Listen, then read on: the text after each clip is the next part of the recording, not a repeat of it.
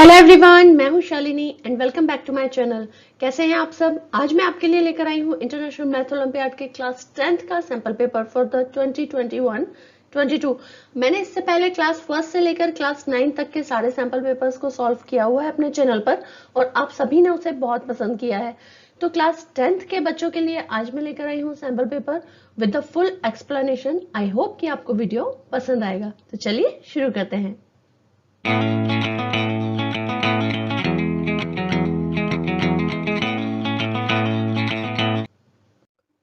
तो जो बच्चे मैथ ओलंपियाड पहली बार दे रहे हैं क्लास 10th में, उनके लिए यहाँ पर एक मैंने छोटा सा फॉर्मेट बना हुआ है जिसमें किस तरह के क्वेश्चन आते हैं, किस सेक्शन में से क्वेश्चन आते हैं और कितने मार्क्स के क्वेश्चन आते हैं, वो सब यहाँ पर आपको देख सकते हो आप स्क्रीन पर। तो सिलेबस में जो है कुछ भी टेंशन वाली बात नहीं है। आपका जो क्लास 10th का रेगुलर सिलेबस है, जो एनसीईआरटी का, सीबीएसई का या आईसीएसई का जो भी आप फॉलो करते हो, उसी सिलेबस में से क्वेश्चंस आते हैं। Logical reasoning, mathematical reasoning, everyday mathematics और अचीवर सेक्शन, इस तरह के 4 सेक्शन में डिवाइड होता है पूरा total paper. Total number of जो क्वेश्चंस होते हैं वो होते हैं 50। टाइम होता है आपके पास 1 आवर और हर क्वेश्चंस के डिफरेंट मार्क्स होते हैं। तो सबसे ज्यादा मार्क्स के जो क्वेश्चन होते हैं वो होते हैं अचीवर सेक्शन में, क्योंकि उसमें जो क्वेश्चंस होते हैं वो आपके रेगुलर सिलेबस से थोड़े से डिफरेंट होते हैं। मैं ये नहीं कहूंगी कि आउट ऑफ द सिलेबस होते हैं, लेकिन जो क्वेश्चंस का स्टैंडर्ड होता है वो आपके एनसीईआरटी या सीबीएसई की बुक से थोड़ा डिफरेंट होता है। तो वो 3 मार्क्स के क्वेश्चन होते हैं ईच, और बाकी जो तीनों सेक्शंस हैं उसमें 1 मार्क्स ईच क्वेश्चन आपको इसमें मिलेगा। तो क्वेश्चन पेपर जो है वो बिल्कुल भी टफ नहीं होता है, बहुत इजी क्वेश्चन पेपर होता है और उसी पर बेस्ड उन्होंने सैंपल पेपर ये प्रोवाइड कराया हुआ है एसओएफ ने, जो आज हम यहाँ पर सॉल्व करेंगे। ओके, सो लॉजिकल रीजनिंग से फर्स्ट क्वेश्चन है, arrange the given words in the sequence in which they occur in the dictionary and then choose the correct sequence. अब यहाँ पर आपको पी से स्टार्ट होने वाले 5 वर्ड्स दिए हुए हैं और आपको बताना है कि डिक्शनरी में किस ऑर्डर में आएंगे, उसी ऑर्डर को हमको यहाँ पर सिलेक्ट करना है। जैसे अल्फाबेटिकल ऑर्डर में हमारे अल्फाबेट्स होते हैं ए से लेकर जेड तक, ए से लेकर जेड तक जिस ऑर्डर में अल्फाबेट्स होते हैं उसी ऑर्डर में वो डिक्शनरी में जमे होते हैं, राइट। जैसे यहाँ पर पी से स्टार्ट होने वाले वर्ड्स हैं, ठीक है, तो हम पी वाले पेज पर जाएंगे। अब हम सेकेंड वर्ड को देखेंगे कि हमारा जो सेकेंड वर्ड है वो क्या है। देखो सेकेंड वर्ड क्या है, यहाँ पर सबका सेकेंड वर्ड ए है, सेकेंड वर्ड सब में कॉमन है, ए है। अब हम जाएंगे थर्ड वर्ड पर। थर्ड वर्ड देखो, इन ऊपर के जो सेकेंड 2 है उनमें जी है, थर्ड वाले में एल है, फोर्थ वाले में थर्ड वर्ड जी है एंड देन अगेन एल है। तो आप देखोगे ए टू जेड में जी पहले आता है कि एल पहले आता है। ऑब्वियसली जी पहले आता है, राइट, जी पहले आता है, तो हम जी वाले वर्ड को पहले रखेंगे, ठीक है।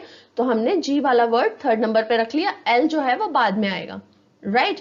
अब जी वाले वर्ड्स कौन से हैं, देखो कुछ नंबर 1 है, 2 है और 4 है, ये जी वाले वर्ड्स हैं। अब फोर्थ नंबर पे कौन सा वर्ड पहले आ रहा है, देखो फोर्थ नंबर पे यहाँ पे ई आ रहा है, यहाँ पर ए आ रहा है और यहाँ पर भी ई आ रहा है। तो डिक्शनरी में पहले क्या आएगा, ए आएगा या पहले ई आएगा? ऑब्वियसली पहले ए आएगा, ठीक है ना, पहले ए आएगा। तो ये हो गया हमारे पास ए। अब ये जो पी ए जी ए वाला वर्ड है ये है हमारे पास सेकंड नंबर का वर्ड। तो सीक्वेंस में सबसे पहला वर्ड, सबसे पहले डिक्शनरी में आएगा नंबर 2 वाला वर्ड, ठीक। उसके बाद पी ए जी ई, ए के बाद आएगा ई, यानी कि नंबर 1 वाला वर्ड, क्योंकि नंबर 4 वाला वर्ड तो उसके बाद आएगा उसमें, और नंबर ऑफ वर्ड्स जो है वो ज्यादा है, तो फोर्थ नंबर का जो वर्ड है वो बाद में आएगा, ठीक है। तो 2 आएगा, फन आएगा, उसके बाद 4 आएगा। अब अगर हमने ये तीनों देख लिया है तो हमें पता चल जाएगा ऑप्शंस में कि ये तीनों जो है वो ऑप्शन सी में है। सो ऑप्शन सी हमारा करेक्ट आंसर होगा। हमको उसके आगे देखने की जरूरत नहीं है, क्योंकि हमको हमारे सीक्वेंस में फर्स्ट नंबर पे चाहिए 2, और 2 कहाँ है, या तो ऑप्शन बी में है या ऑप्शन सी में है, लेकिन हमें 2 के बाद 1 भी चाहिए, 4 भी चाहिए।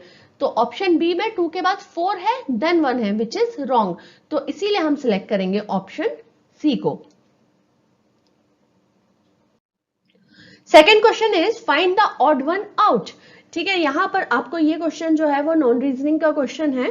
तो यहाँ पर पिक्चर एक बनी हुई है, इसमें से आपको कुछ डिफरेंट है, वैसी पिक्चर आपको यहाँ पर ऑड फिगर को आपको यहाँ पर पहचानना है और उसको सिलेक्ट करना है, ठीक है। तो अब देखो फर्स्ट जो आपका फिगर दिख रहा है उसमें आपको यहाँ पे 2 शेडेड पार्ट दिख रहे हैं और उसके ऑपोजिट डायरेक्शन में एक शेडेड पार्ट दिख रहा है, ठीक है। सेकेंड पिक्चर जो है उसमें भी आपको नीचे downward side two shaded part दिख रहे हैं और उसके ऑपोजिट में अपवर्ड में एक शेडेड पार्ट दिख रहा है, राइट। ऑप्शन सी में आपको अपवर्ड में 2 शेडेड पार्ट दिख रहे हैं और डाउनवर्ड में एक अपोजिट शेडेड पार्ट दिख रहा है, और ऑप्शन डी में आपको अपवर्ड में 2 शेडेड पार्ट दिख रहे हैं लेकिन डाउनवर्ड में शेडेड पार्ट नहीं है। जो शेडेड पार्ट है वो भी अपवर्ड में ही है, ऊपर की तरफ है, ठीक है। तो option D is the odd one out, क्योंकि बाकी सब में है जो 2 डॉट्स है उसके अपोजिट में 1 डॉट है। इसके अलावा ऑप्शन जी में 2 डॉट्स के साथ ही एक और डॉट है सेम लाइन में, ना कि अपोजिट। So this is the odd one out. Next question is Mohit was looking for his father.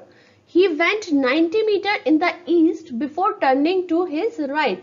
ठीक है, सबसे पहले तो देखो हमको डायरेक्शंस पता है, ये डायरेक्शन बेस्ड क्वेश्चन है। तो यहां पर नॉर्थ होता है, this is south, this is east and this is west. Okay, तो हम इस डायरेक्शन के हिसाब से इस क्वेश्चन को हम सॉल्व करेंगे। तो यहां पर एक मोहित नाम का एक लड़का है जो अपने पापा को ढूंढ रहा है, अपने फादर को ढूंढ रहा है। He went 90 meters in the east. East किस तरफ है? इस तरफ, ठीक है। He went 90 meters. 90 meters he went to east before turning to his right. अब जब कोई ईस्ट की तरफ जाएगा तो उसका राइट किस तरफ आएगा? इस तरफ आएगा, नीचे की तरफ उसका राइट आएगा, ठीक है। He went 20 meters before turning to his right. अभी वो राइट में 20 मीटर्स चला, उसको फिर से राइट में टर्न होना है, लेकिन तब तक वो 20 मीटर चला before turning to his right. And before turning to his right uncle's place 30 metre away from that point. यहां से वो 30 मीटर चला अपने अंकल के हाउस तक, ये उसके अंकल का घर है, यहां तक वो 30 मीटर चला to look for his father, ठीक है। His father was not there. From here he went 100 metres to the north. यहां से वो वापस 100 मीटर्स गया टू द नॉर्थ। ये पूरी जो डिस्टेंस है यहां पर, ये है 100 मीटर्स, राइट। और वहां पर उसके पापा उसको मिले इन अ स्ट्रीट। यहां पर 100 मीटर्स जाने के बाद he found his father. How far did the son meet his father from the starting point. अब स्टार्टिंग पॉइंट से ये वाला पॉइंट कितनी दूर है, ये डिस्टेंस हमको पता करनी है। ओके, थोड़ा सा डिफिकल्ट लग रहा है क्वेश्चन, लेकिन बिल्कुल भी डिफिकल्ट नहीं है। कैसे, मैं आपको बताती हूँ। देखो, यहां से लेकर यहां तक की टोटल जो डिस्टेंस है वो है 90 मीटर्स, ठीक है। ये टोटल डिस्टेंस है 90 मीटर। जब यहां से यहां तक 30 मीटर चला है तो ये ऊपर वाली भी 30 होगी, ठीक है। फिगर में आप थोड़ा सा कम ज्यादा दिखेगा आपको यहाँ पर, क्योंकि ये जस्ट एक रफ एग्जांपल के थ्रू मैं आपको समझा रही हूँ। तो ये वाली लाइन जो है 30 है, तो ये जो बची हुई लाइन है ये क्या होगी? ये 60 मीटर होगी, राइट, क्योंकि टोटल 90 है, ये 30 है तो ये ऊपर वाला भी 30 होगा। सिमिलरली ये 20 है तो ये वाला भी 20 मीटर होगा। ये 20 मीटर है तो ये 100 में से 20 माइनस किया तो कितना बचा? ये ऊपर वाला पार्ट, ये 80 मीटर बचा, ठीक है। अब देखो, ये एक ट्राइंगल है, राइट एंगल ट्राइंगल, एक राइट एंगल ट्राइंगल है। इसका हमको ये बेस पता चल गया, ये हमको इसका हाइट पता चल गया, तो हम इसका ये जो थर्ड साइड है ये निकाल सकते हैं विद द पाइथागोरस थ्योरम, हम निकाल सकते हैं, ठीक है। तो ये जो स्टार्टिंग पॉइंट से यहां तक की डिस्टेंस निकालना है, सपोज करो ये x है, ठीक। तो पाइथागोरस थ्योरम में क्या होता है, जो लॉन्ग साइड होती है इसका स्क्वायर इक्वल्स टू बेस का स्क्वायर प्लस परपेंडिकुलर का स्क्वायर, यही होता है फॉर्मूला, ठीक है। 60 का स्क्वायर इज 3600, 80 का स्क्वायर इज 6400। इन दोनों को हम ऐड करेंगे so we will get 10,000। Okay, X square equals to 10,000, so X equals to under root of 10,000। Under root of 10,000 is nothing but the 100 meter. सो यहां से यहां तक की डिस्टेंस जो x है वो है हमारे पास 100 metre, and 100 metre is in option B. So option B is the correct answer. I hope कि इससे पिक्चर से आपको क्लियर हुआ होगा। ये जो बनाकर मैंने क्वेश्चन को समझाने की कोशिश की है, आपको क्लियर हुआ होगा। अगर नहीं हुआ है तो प्लीज वीडियो को पॉज कीजिए, पीछे जाइए और फिर से दोबारा एक्सप्लेनेशन को सुनिए, आपको डेफिनेटली समझ में आएगा। फिर भी कोई डाउट है तो मुझे कमेंट सेक्शन में कमेंट करके बताइए। Question number 4 is if plus stands for division, तो हम यहाँ पर लिखते जाते हैं, देखो जो जो हमको बोल रहे हैं ना वो हम लिखते जाते हैं। प्लस इक्वल्स टू डिवीजन, ठीक है, multiplication is equals to addition, okay, subtraction equals to multiplication and division equals to subtraction, okay. So which of the following option is correct. अब इस तरह के जो क्वेश्चन होते हैं उसमें आपको डायरेक्ट ऑप्शन में वैल्यू पुट करके देखना होता है, ठीक है। तो ये जो फर्स्ट वाला ऑप्शन है इसमें हम ये सारे साइंस को दिए हुए हैं जो मैं, इनको हमको रिप्लेस करना है किन से, इन साइंस के साथ, ठीक है। मल्टीप्लीकेशन की जगह पर एडिशन रखना है, एडिशन की जगह पर हमको डिवीजन रखना है। इस तरह से हमें चारों ऑप्शन को सॉल्व करके देखना पड़ेगा कि किसमें सही आंसर हमारा आ रहा है। तो ऑप्शन ए को हम पहले सॉल्व करते हैं। तो 36 इंटू 6 है तो ये हो जाएगा +6, +7 है तो ये हो जाएगा -7, -2 है तो -2, और ये हो जाएगा लास्ट में मल्टीप्लाइड बाय 6। अब देखो सबसे पहले बोर्डमास रूल के हिसाब से हमको डिवीजन को सॉल्व करना चाहिए। जब हम यहाँ डिवीजन को सॉल्व करेंगे तो हम देखेंगे कि 6 can not be divided by 7, क्योंकि 6 तो छोटा नंबर होता है। तो ये जो भी आंसर आएगा वो डेसिमल में आएगा, लेकिन हमको जो आंसर दिया है वो 20, it is the whole number, it is not in the decimal. तो हम क्या करेंगे, ये ऑप्शन हमारे पास नहीं होगा डेफिनेटली। आप चाहें तो सॉल्व करके देख लीजिए, लेकिन आंसर आपका डेसिमल में आएगा। So option A is not the correct answer for this. So let's move on to option B. Option B में अब हम वैल्यूज पुट करते हैं। डिवाइड की जगह पर सब्ट्रैक्ट, प्लस की जगह पर डिवीजन, मल्टीप्लीकेशन की जगह पर एडिशन, ओके, एंड सब्ट्रैक्शन की जगह पर मल्टीप्लीकेशन, ठीक है। तो चलो इसको सॉल्व करते हैं। पहले डिवाइड करेंगे, 3 2 ज़ा 6, तो ये हो जाएगा 36 -2 + 5 3 ज़ा 15, ओके। तो अब जब हम इसको सॉल्व करेंगे so we will get the answer 23, but answer तो हमको क्या दिया है 45, तो ये ऑप्शन भी नहीं हो सकता। So move on to option C. Option C में भी जल्दी से साइन चेंज करके देख लेते हैं, ओके। 6 इसको चेंज किया तो this will be multiplied, then this will be addition and subtraction, okay. So अब हम इसको सॉल्व करेंगे। सो 18 + 5 -3, ओके, 3 -3 विच इज 20। सो 20 भी ऑप्शन नहीं है, तो ये ऑप्शन सी भी नहीं है। सो हमारे पास ऑप्शन डी अब बचा है, which is the correct answer. आप चाहे तो एक बार चेक कर सकते हैं। चलो हम जल्दी से ऑप्शन डी को भी चेक कर लेते हैं। 36 साइन चेंज कर लेते हैं, मल्टीप्लाइड डिवाइडेड बाय 3 + 5 -3, ओके। सो 3 2 ज़ा 6, 36 2 ज़ा 72 + 5 -3, 72 + 5 is 77 -3 is 74, एंड इसमें आंसर भी है 74। So D is the correct answer.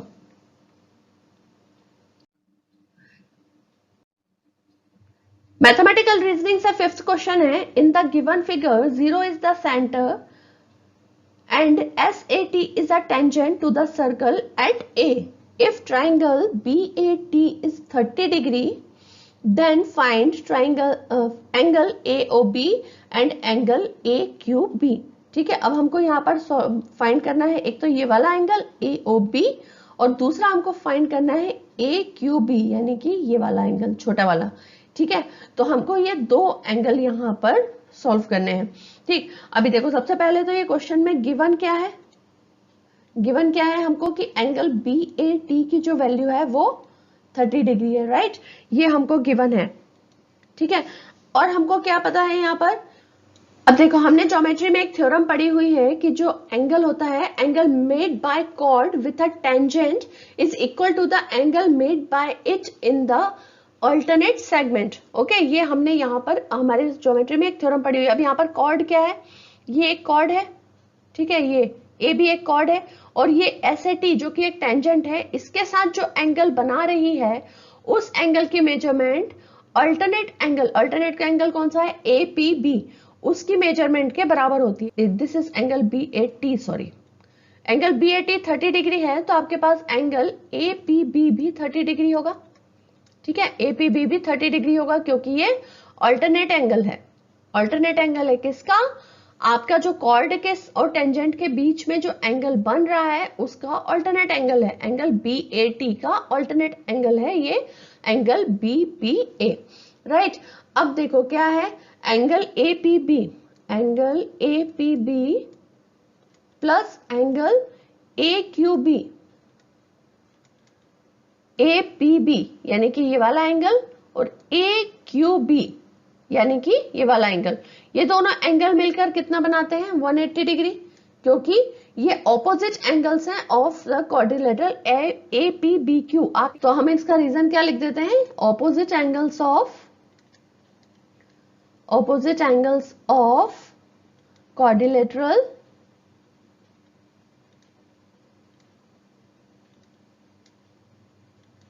Quadrilateral A P B Q. ठीक है, एपीबीक्यू के अपोजिट एंगल है तो इनकी मेजरमेंट 180 डिग्री होगी। अब एपीबी की मेजरमेंट हम निकाल चुके हैं कि 30 डिग्री होती है, तो पुट कर देंगे, देखो 30 degree plus A Q B equals to 180 degree.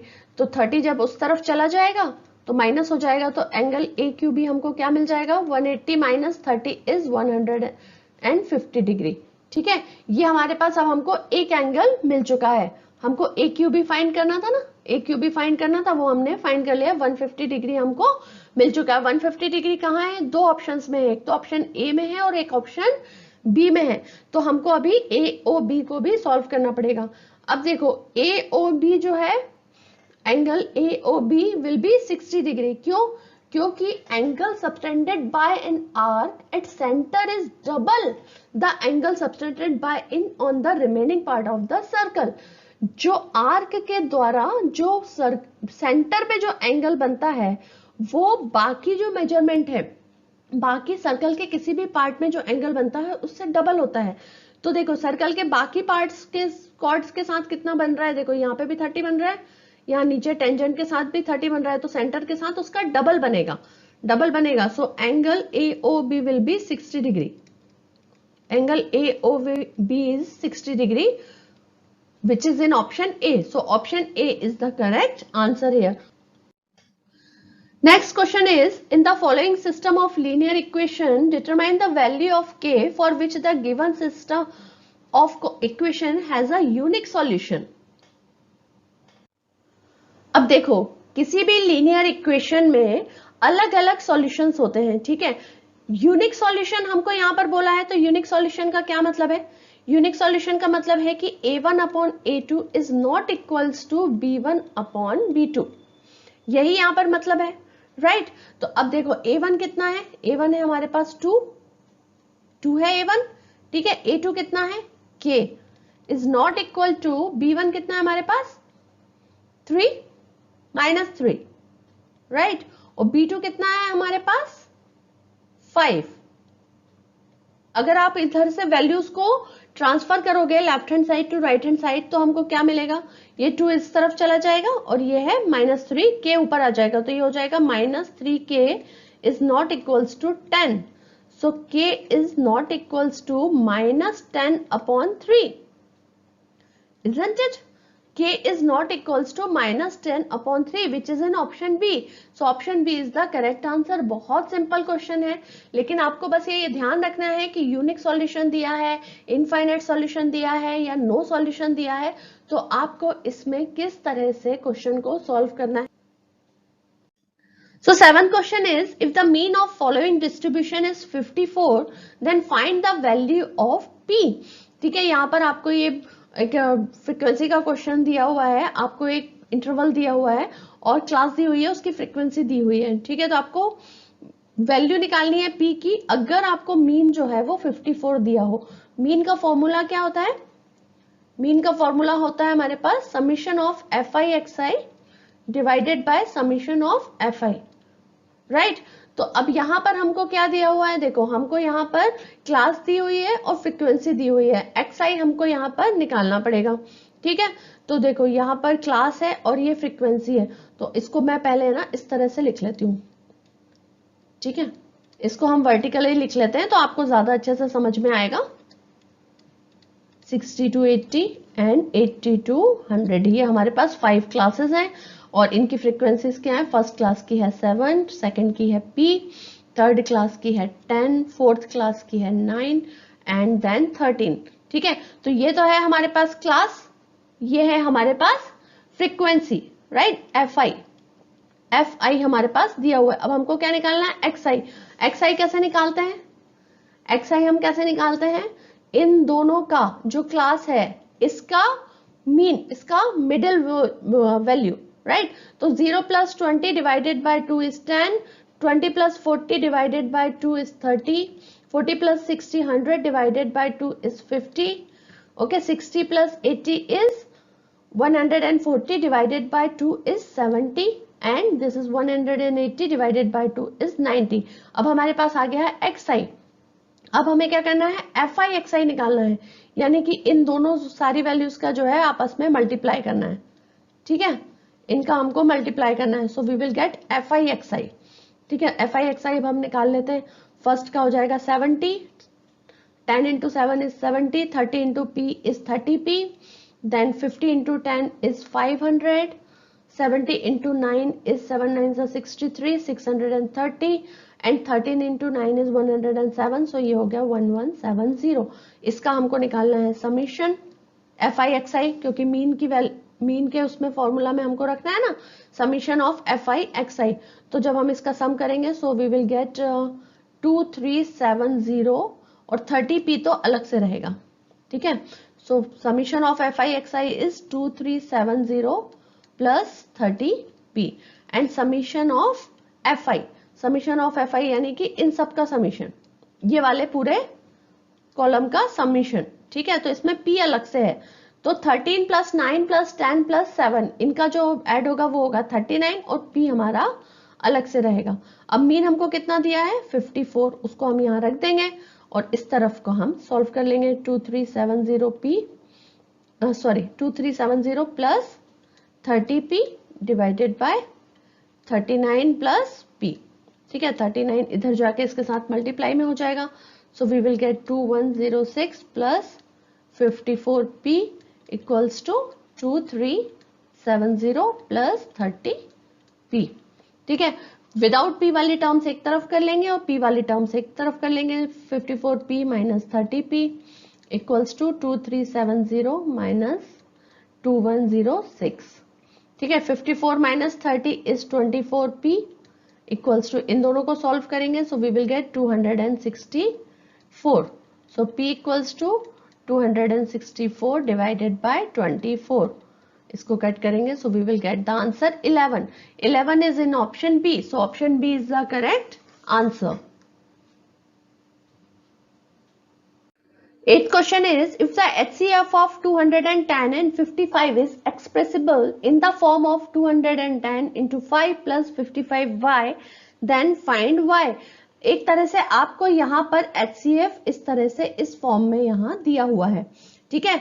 हम इसका एक्चुअल HCF निकालेंगे, इन दोनों नंबर्स का 210 और 55 का एक्चुअल HCF हम निकालेंगे और उसको इस इक्वेशन के इक्वल्स टू में रखकर हम y की वैल्यू को यहाँ पर सॉल्व कर लेंगे, ठीक है।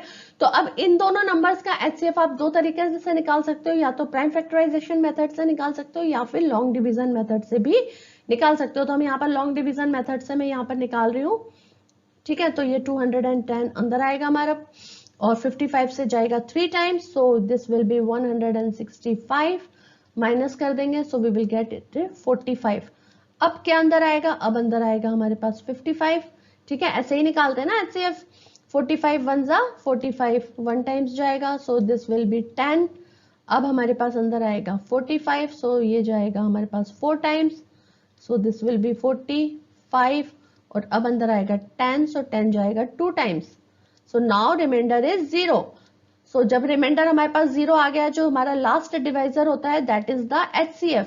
सो 210 एंड 55 का HCF हमारे पास कितना आ गया है 5, HCF आ गया है हमारे पास 5। लेकिन HCF को कैसे एक्सप्रेस किया उन्होंने, इस इक्वेशन के साथ, तो इस इक्वेशन को हम इसके इक्वल्स टू में रख देंगे। 210 इंटू 5 प्लस 55y, ठीक है।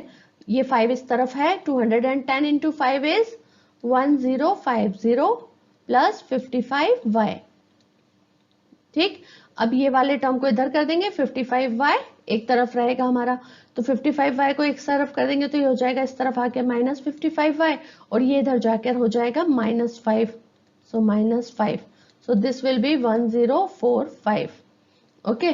y इक्वल्स टू हो जाएगा हमारे पास माइनस y इक्वल्स टू हो जाएगा 1045 डिवाइडेड बाय 55। जब आप इसको सॉल्व करोगे so you will get the answer 19 and y equals to -19 and -19 is in option D. So option D is the correct answer.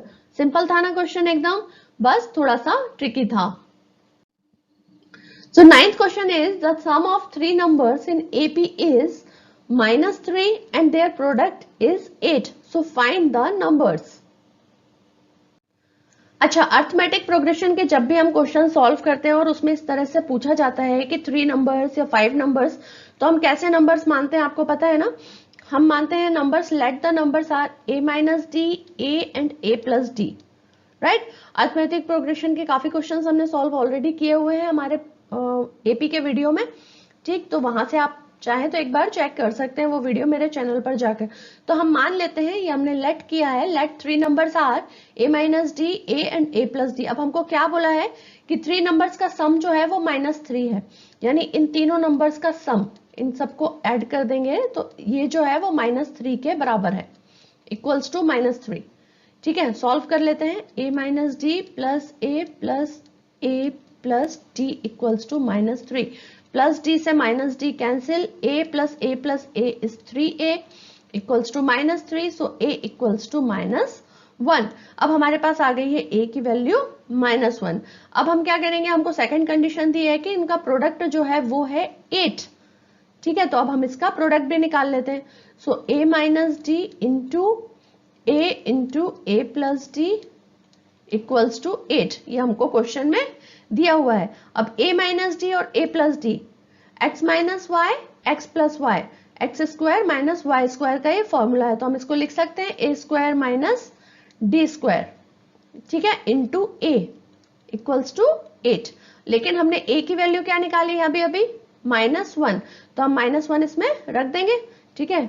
ये हो गया -1 का square minus D square into -1 equals to 8, ठीक है। तो ये हो जाएगा हमारे पास, देखो -1 का स्क्वायर इज 1, -1 का स्क्वायर इज 1, -1 और 1 ये दोनों मिलकर हो जाएंगे -1 plus D square equals to 8।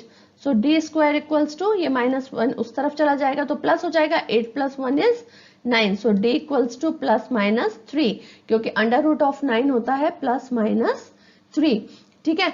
Okay, तो फर्स्ट है हमारे पास नंबर a माइनस डी, तो a की वैल्यू हमने रख दी -1 और d की वैल्यू क्या होगी माइनस ऑफ +-3। तो एक बार हम -3 और एक बार +3 रखकर हम सॉल्व करेंगे। +-3 में एक बार -3 और एक बार +3 रखकर हम सॉल्व करेंगे। So what we will get once we will get 2, once we will get -4, ठीक है। सिमिलरली सेकंड नंबर हमने माना था a, तो वो तो -1 ही रहेगा।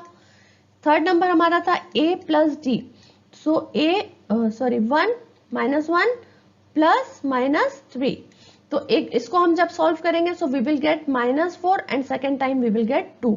सो हमारे पास 3 नंबर्स हैं, 2, -1, -4 और सेकेंड टाइम्स हमारे पास आएगा -4, -1 एंड 2। तो ये दोनों आंसर है हमारे करेक्ट, क्योंकि +-3 हमारी दो वैल्यूज आई हैं डी की, तो ये दोनों सीक्वेंस हमारे नंबर ऑफ सीक्वेंस सही है। तो दोनों ऑप्शन किसमें है, ए में और बी में। ए और बी दोनों है डी में, बोथ ए एंड बी, ये हमारे पास ऑप्शन है डी में। सो option D is the correct answer. A copper sphere of diameter 18 centimeter is drawn into a wire of diameter 4 mm. Find the length of the wire. सबसे पहले हमको diameter क्या दिया हुआ है स्फेयर का, डायमीटर ऑफ स्फेयर हमको दिया हुआ है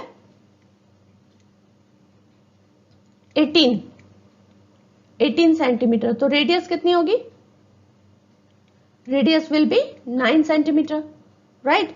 सिमिलरली डायमीटर ऑफ वायर हमको दिया हुआ है, डायमीटर ऑफ वायर हमको दिया हुआ है 4 mm, तो रेडियस कितनी होगी हमारे पास, रेडियस होगी 2 mm, और अगर हम इसको सेंटीमीटर में कन्वर्ट करेंगे तो क्या होगा 0.2 सेंटीमीटर, क्योंकि हमको जो यूनिट दी हुई है वो सेंटीमीटर में दी हुई है, ठीक है। और ये जो है वो मिलीमीटर में है, तो इसको हमको सेंटीमीटर में चेंज करना पड़ेगा। So it will be 0.2 centimetre. अब हमको क्या करना है, जो भी वॉल्यूम होगा स्फीयर का, स्फीयर वॉल्यूम ऑफ स्फीयर जो होगा वो वॉल्यूम ऑफ वायर के बराबर होगा, राइट क्योंकि जो कॉपर स्फीयर ऑफ डायमीटर बनाया है वो वायर की जो 4 mm का जो वायर है उसी से बनाया गया है, तो उन दोनों का जो वॉल्यूम है वो सेम होगा. So what we can write that volume of sphere is equals to volume of wire. और वायर कैसा होता है, वायर हमारा हमेशा होता है सिलेंड्रिकल शेप. ठीक है, तो हम सिंपली क्या बोल रहे हैं, वॉल्यूम ऑफ सिलेंडर बोल रहे हैं. Volume of sphere equals to volume of wire या फिर volume of cylinder. So volume of sphere क्या होता है 4/3 पाई आर क्यूब, और वॉल्यूम ऑफ वायर क्या होता है पाई आर स्क्वायर एच. ठीक है, पाई से पाई हमारा कैंसिल हो जाएगा. ठीक है, पाई से पाई हमारा कैंसिल हो गया. अच्छा, ये आर जो है वो अलग अलग है. ये वाला जो स्फीयर का आर है वो ये वाला है. ठीक, वायर का जो आर है वो ये वाला रेडियस है. तो आप चाहो तो एक को कैपिटल आर लिख लो, एक को स्मॉल आर लिख लो, कंफ्यूज नहीं होना है. नहीं तो आप कट कर दो कि यहाँ पर 3 आर है, इस तरफ 2 है, तो कट कर दिया, 2 आर हटा दिए, तो पूरा आंसर जो है वो आपका गलत हो जाएगा.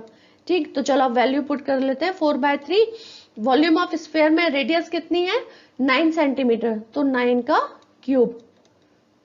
आर कैपिटल आर यानी कि radius of wire, radius of wire कितनी हमारे पास 0.2, सो 0.2 का स्क्वायर. और एच हमको मालूम करना है. ठीक है, उसकी length, height, find the length of the wire मतलब उसकी हाइट.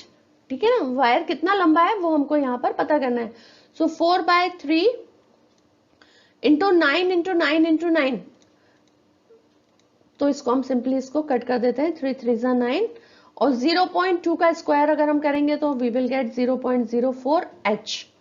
ठीक है, अब 4 इंटू 3 इंटू 9 इंटू 9 इज 972. आप मल्टीप्लाई करके देख लेना, 0.04 H. So H equals to 972 divided by 0.04. Decimal हटाएंगे तो यहाँ पर हो जाएगा 100 और ये रहेगा नीचे 4. So this will B 97200 divided by 4. तो कितना आएगा ये आंसर हमारे पास आएगा 24300 सेंटीमीटर. ठीक है, 24300 सेंटीमीटर. लेकिन हमारे पास आंसर काय में है, आंसर हमारे पास सारे हैं मीटर में. तो 243 100 सेंटीमीटर को मीटर में चेंज करेंगे तो 1 मीटर इक्वल्स टू 100 सेंटीमीटर. ठीक है, सो 24300 सेंटीमीटर डिवाइडेड बाय 100, तो ये हो जाएगा 243 metre. 243 metre is in option C, so option C is the correct answer. Next question is 3 ducks and 2 ducklings weigh 32 kg. 4 ducks and 3 ducklings weigh 44 kgs. All ducklings weight the same and all ducks are weight the same. Okay, so what is the weight of 2 ducks and 1 duckling? अब ये जो है इस तरह की equation हमको पहले ना 2 इक्वेशन इनसे बना लेनी है. देखो हम इसको शॉर्ट फॉर्म में लिख लेते हैं. 3 ducks, ducks को मैं लिख रही हूँ D plus 2 duckling, 2 duckling, duckling को मैं लिख रही हूँ DL. ओके, इन दोनों का वेट कितना है 32 kg. अब फर्स्ट स्टेटमेंट को पढ़ो, 3 ducks and 2 duckling weights are 32 kg. Second statements में 4 ducks प्लस 3 ducklings, DL हम इसको लिख रहे हैं इक्वल्स टू 44 kg. अब ये देखो ये 2 इक्वेशन बन गई, 2 इक्वेशन बन गई. अब इन दोनों को सॉल्व करने का क्या तरीका है, या आपको एलिमिनेट करना पड़ेगा, या तो आप DL को एलिमिनेट करो या D को एलिमिनेट करो. अगर हमको D को एलिमिनेट करना है तो हमें क्या करना पड़ेगा, नीचे जो नंबर है 4 इसका मल्टीप्लाई ऊपर करना पड़ेगा, और ऊपर जो नंबर है 3 इसका मल्टीप्लाई हमको नीचे करना पड़ेगा. राइट, तो चलो कर लेते हैं. सो हम यहाँ पर इसका 3 का ऊपर 4 का मल्टीप्लाई करेंगे. So this will be 12D plus 4 2 8 DL equals to 4 into 32 is 4 2 8 4 3 12. Okay, 3 का मल्टीप्लाई नीचे करेंगे. So this will be 12D plus 3 3 9 DL equals to 3 4 12 2 carry forward 1 3 4 12 plus 1 3 132. ठीक है, अब इनको हम माइनस कर देंगे तो ये पूरा एलिमिनेट हो जाएगा, ये माइनस हो जाएगा, ये माइनस हो जाएगा. सो this will B minus DL, यानी कि एक डकलिंग का वेट हम यहाँ पर निकाल रहे हैं. कितना आएगा हमारे पास एक डकलिंग का, दिस विल बी -4. ठीक है, माइनस से minus cancel, so 1 duckling equals to 4 kg। ठीक है, अब हमारे पास आ गया 1 डकलिंग का वेट। अब हम निकाल लेंगे इन दोनों में से किसी भी एक इक्वेशन में रख दो डकलिंग का वेट, तो आपके पास आ जाएगा डक का वेट। ठीक है, तो चलो फर्स्ट इक्वेशन में रख लेते हैं 3 डक्स प्लस 2 डकलिंग्स। एक डकलिंग है 4, तो 2 कितने की हुई, 4 2 जा 8 equals to 32 kg, right. So 3 ducks equals to 32 minus 8।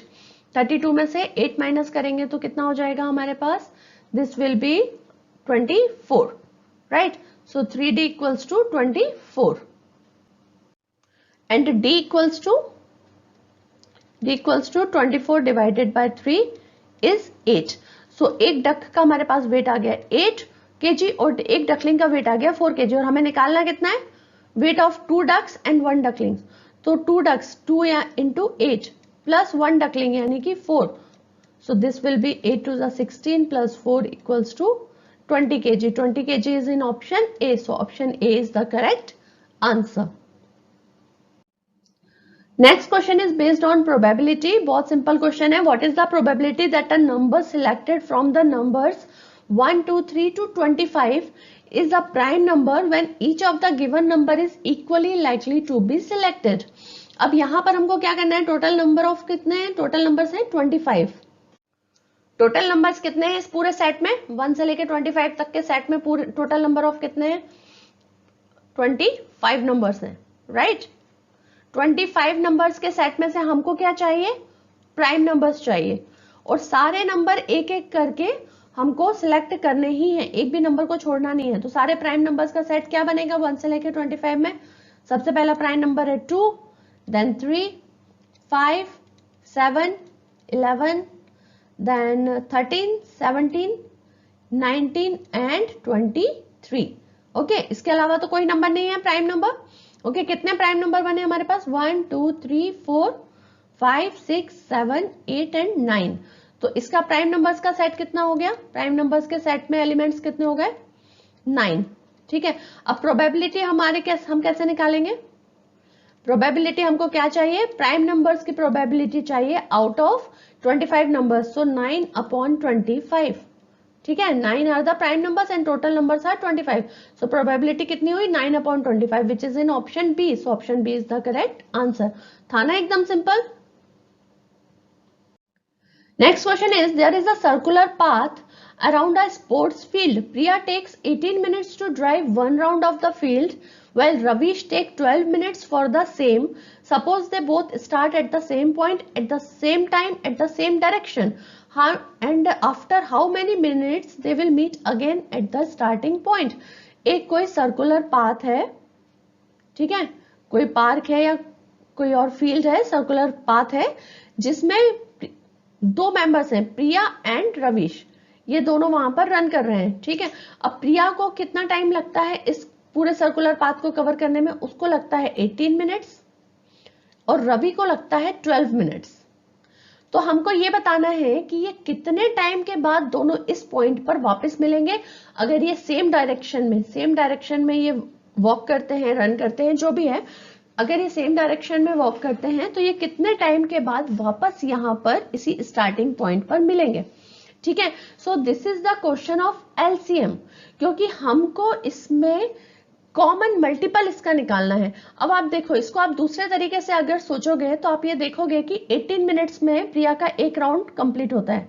ठीक है, प्रिया का एक राउंड कंप्लीट होता है 18 मिनट्स में, तो सेकेंड राउंड कब कंप्लीट होगा 36 मिनट में, थर्ड राउंड कब कंप्लीट होगा 54 में। ठीक है, and then 72 and so on, इस तरह से कंप्लीट होगा। सिमिलरली रविश का कैसे कंप्लीट होगा, एक राउंड उसका कंप्लीट होता है 12 मिनट्स में, तो नेक्स्ट होगा 24 में, उसके बाद होगा 36 मिनट में एंड सो ऑन। तो हम क्या कर रहे हैं, मल्टीपल्स निकाल रहे हैं ना, तो इसमें से जो कॉमन मल्टीपल होगा जिस टाइम पे वो लोग मीट करेंगे, क्या है वो 36। ये देखो 36 इसमें भी है, 36 इसमें भी है, तो लीस्ट कॉमन मल्टीपल क्या हुआ इन दोनों नंबर्स का 36। तो after 36 minute they both can meet at the starting point. तो ये था पूरा डिटेल में समझाने का, अदरवाइज आप इसका सिंपली एलसीएम निकाल लो। ये एलसीएम बेस्ड क्वेश्चन है, तो आपको ये क्वेश्चन सॉल्व करना और आसान हो जाएगा। ठीक है, 2 6 12, 2 9 18। 2 3s are 6 and 9 it is. 3 1s are 3, 3 3s are 9 and 3 1s are 3. 2 2s are 4, 4 3s are 12, 12 3s are 36. So LCM is 36. So 36 is in option C. So option C is the correct answer.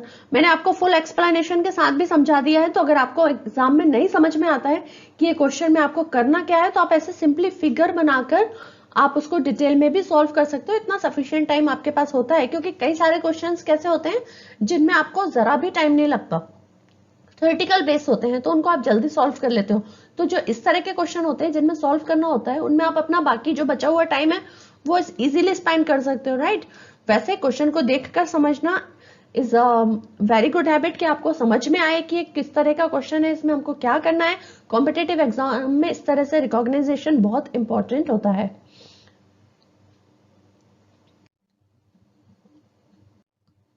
So achiever section का 14th question है. यहां पर ये fill in the blanks का question है. So question is, every dash number can be expressed as a product of dash factors and this factorization is dash except for the order in which the prime factor occurs. So this is the statement of the theorem. ये कौन सी theorem की statement है, आप में से कोई बता सकता है? ये है हमारे पास fundamental theorem of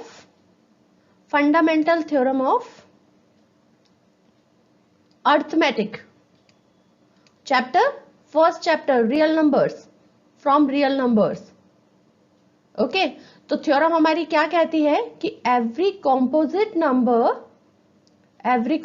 number can be express as a product of prime factors as this factorization is unique except for the order in which the prime factor occurred. So composite, prime and unique is in option B. So option B is the correct answer. इस question में हमें कुछ भी solve करने का नहीं था, theoretical based question था, थ्योरम बेस्ड था, तो हमने इसे जल्दी सॉल्व कर लिया. ठीक है, तो थ्योरम्स को भी पढ़ना, बुक को थोरो स्टडी करना in international math olympiad is very very important. So last question है, it is based on the parabola. The graph ax square plus bx plus c is shown here. यहाँ पर आपको दिया हुआ है और a के जो पॉइंट्स हैं, ये जो a बना है इसके पॉइंट्स हमको दिए हुए हैं -b/2a एंड d -d/4a. ये दोनों इसके हमको पॉइंट्स दिए हुए हैं. तो हमें क्या करना है, हमें a, b और c इनकी हमको साइंस पता करना है कि वो पॉजिटिव होंगे या निगेटिव होंगे. इसका मतलब ये है कि वो लेस देन 0 होंगे या ग्रेटर देन 0 होंगे, ये हमको यहाँ पर मालूम करना है. ठीक है, पैराबोला पर बेस्ड क्वेश्चन है. Parabola is going upward. Okay, this is the vertex. Vertex आपको पता है क्या होता है, जहां से पैराबोला जो है वो टर्न होना शुरू होता है. अगर ऊपर की तरफ जा रहा है तो नीचे आना स्टार्ट होता है, और अगर नीचे की तरफ जा रहा है तो ऊपर जाना स्टार्ट होता है. तो इसमें वर्टेक्स क्या है, ए इज द वर्टेक्स, क्योंकि यहां तक नीचे आ रहा था, ए के बाद से ऊपर जाना स्टार्ट हुआ है. So A is the vertex. So vertex के पॉइंट्स क्या है, -b/a एंड -d/4a. ठीक है, अब देखो जब ये अपवर्ड जा रहा है पैराबोला, तो डेफिनेटली जो a की वैल्यू है वो क्या होगी, a की वैल्यू ग्रेटर देन 0 होगी. ये तो हमको सबको पता है. a की वैल्यू ग्रेटर देन 0 है तो -b/2 की वैल्यू क्या होगी, लेस देन 0 होगी. ऐसा ही होता है ना, a की वैल्यू लेस देन 0 होती है तो -b/2 की वैल्यू ग्रेटर देन 0 होती है, और a की वैल्यू ग्रेटर देन 0 है, पॉजिटिव है, तो -b/2 की वैल्यू लेस देन 0 होगी. इसका मतलब b क्या होगा, नेगेटिव होगा. ठीक है, अब दो चीजें हमको पता चल गई हैं, a पॉजिटिव है और b जो है वो नेगेटिव है. अब b भी नेगेटिव, देखो दोनों दो में है. ठीक, तो हमको c का निकालना पड़ेगा. c का पॉइंट साइन हम कैसे निकालेंगे, देखो जहां पर x की वैल्यू 0 कहां होती है, y एक्सिस पर, जहां पर x 0 हो. ठीक है, तो f0 अगर हम निकालेंगे तो क्या होगा, इसमें ये टर्म 0 हो जाएगी, प्लस bx वाली टर्म भी 0 हो जाएगी. तो हमारे पास क्या बचेगा, c. तो f0 का मतलब क्या है, y. जहां जिस पॉइंट पर x एक्सिस पर 0 हो वही पॉइंट y होता है, राइट. तो y की वैल्यू कितनी आ गई हमारे पास, c. ठीक है, y की वैल्यू हमारे पास आ गई c, यानी कि ये वाला पॉइंट है हमारे पास c, और ये किस डायरेक्शन में है, ये नीचे की तरफ है. इसका मतलब ये नेगेटिव है. सो c इज लेस देन 0. ठीक है, c इज लेस देन 0. तो A positive, B negative and C negative, this is an option B. So option B is the correct answer. ठीक है, तो ये था मेरा sample paper for the class 10th, जो मैंने ट्राई किया है कि आपको बहुत ज्यादा एक्सप्लेनेशन के साथ समझा पाऊं. अगर आपको ये वीडियो अच्छा लगा हो तो प्लीज अपने फ्रेंड्स के साथ शेयर करें, वीडियो को लाइक करें, चैनल को सब्सक्राइब करके बेल आइकॉन को जरूर हिट करें ताकि आगे आने वाले जितने भी नए वीडियोस हैं उनकी अपडेट आप तक पहुंच सके. सो मिलते हैं मेरे नेक्स्ट वीडियो में with a new topic. Till then keep practising and take care. Bye bye.